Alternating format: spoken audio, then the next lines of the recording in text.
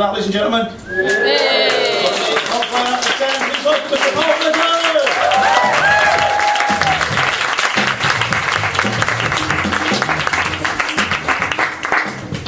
Good evening. I saw a t-shirt on the internet that I want. It says, "The geek shall inherit Google Earth." Topical. I was looking at the website for this event tonight, and it says something very interesting. I quote, it says, "We shall be welcoming to the stage some of Newcastle, no, the Northeast's finest academics." I'm so sorry. You can think of me as the cloud to your silver lining, if you like. The next 8 minutes, or that's 480,000 milliseconds, are going to positively meander by. So I was a bit unsure about coming tonight. First of all, I tend to get a bit excitable, so when I get excitable I tend to spit, so you might want to... I was a bit unsure, wasn't sure I wanted to come, but my parole officer said it would be good for me. Something about spending time interacting with real people would help to prevent a reoccurrence of that previous unpleasantness. So I've got something to share tonight. It's a bit embarrassing, it's very personal, it's not something I share with many people at all. And I just want you to know I'm being very vulnerable right now. Okay? So here goes. Hi, my name's Paul, and I'm a computer scientist. Preach it, brother. It's not easy being a computer scientist. Is there anyone here with colleagues from work or friends? Anyone here with any work colleagues? Yeah. I'm not. I didn't want to invite them. I was afraid they might laugh at me. So, yeah, it's not easy. It's not easy being a computer scientist. When I write books, I do write books. I mean, what else am I going to do with my time? It's not like I have a social life or anything. When I write computing books, I proudly give them to my family and friend. They don't read them.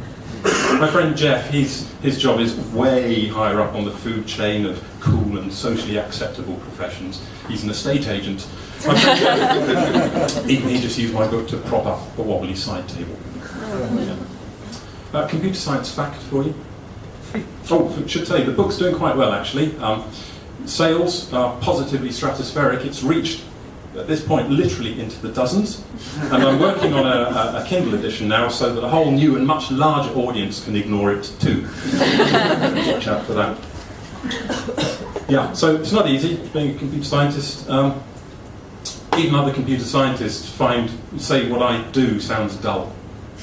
All the other cool computer scientists, they hang out in theoretical computer science. I hate them, they're so smug with their sexy new optimized string searching algorithms. I work in a field known as computational perceptualization. Oh, when I grow up, I want to be a computer scientist working in computational perceptualization, studying the semiotic utility of multimodal representations. Said nobody. In this world, the less socially awkward among us do what's known as information visualization. This is the rock and roll of perceptualization, if you like. The info-viz people, they take data from wherever and they turn it into really cool graphics, infographics and charts and animations and tree maps and all that kind of thing. And you see them backing up articles in The Guardian, if anyone reads it anymore, and other glossy mags, and it wouldn't even look out of place in swanky modern art galleries. I, on the other hand, do sonification. Sonification is, instead of all these fancy graphics, we use sound. So if you imagine a graph, but instead of the blue and red lines, we have noises. So the low values might go dong, and the high values go bing. And it turns out it's been shown to be a really good medium for communicating and keeping track of data and other values that change in real time. The problem is, it often sounds very dull. I mean, monumentally dull. How can I compare it? Imagine paying to go for a night out and listening to a talk on computer science. Or worse still, going to an André Rieu concert. Dull and annoying. You see, the trouble is, these data, they don't really want to be sonified. They say, oh no, don't sonify us, we want to be in a tree map or a cool infographic. And I go, no, you're mine, I will sonify you. And it invariably ends up sounding really rubbish. A bit like, you know when you were at junior school and we had those shared music lessons where all the tone-deaf kids, they were given the recorders. The kids with attention deficit disorder, they got the glockenspiels, and the rhythmically challenged got the tambourines. And we all played, and it was everyone playing together, and it was this horrible, discordant, unmelodious, tuneless, arrhythmic, horrible cacophony. A bit like Eurovision. Yeah? And that's the problem. A lot of sonification just sounds really rubbish. And it's a shame, because it has the promise to solve and to help us solve a lot of really important problems. For example, you know when you're hacking into your boss's computer to steal his credit card data so you can buy 6 of those new Xbox Ones, yeah? Or when you send out that email with a virus in that it infects loads of computers and people open it because it tells them that their credit card accounts have been compromised, and to reinstate them they need to type in their credit card account number and PIN and get that, and then that compromises their computer, and now you have control of this whole network, this whole army of zombie computers, and you take control of that network of zombie computers like you do, and you use them to flood your boss's computer over the network with all this data over and over and over again to cause it to crash so that he can't upload your annual performance review. Yeah. I've done it, I know. So what happens then, when all this stuff's going on, there's an awful lot of data flying around the network. And some of this data is good, sending print jobs for the printer, and there's all this bad stuff. Now imagine there's some poor guy, and it will be a guy, because this is the sort of job that attracts men with high interest in Star Trek and very low interest in personal hygiene. Imagine this guy whose job it is to monitor the network and make sure everything's working and it's going tickety-boo, yeah? And nothing untoward is happening.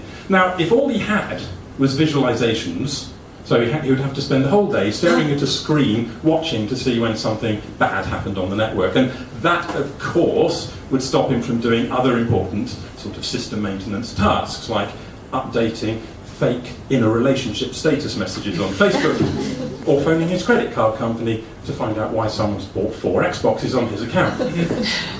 What this guy needs is some way of being able to monitor the network without having to look at screens all the time. And that's where sonification comes in. And the dream is to have sonification where this network administrator can sit in his office, and every time data is travelling around the network it makes a sound, but it's a lovely harmonious sound. And this is what I do. What I'm studying and working on at the moment is trying to find ways to make these sonifications nice and easy to listen to and pleasant and harmonious and not dull and not annoying, that are aesthetically good and that therefore have really high communication abilities to communicate important information to people who need it, and when something bad happens they can hear it, as your car engine tells you every time you pick the wrong gear, you hear it straight away. That's the dream. And on that note, I'm afraid you'll have to forgive me, but I've got to go. I've got an eBay auction ending in a few minutes, so I've got 10 Xboxes for sale. Thank you. I've been Paul Vickers.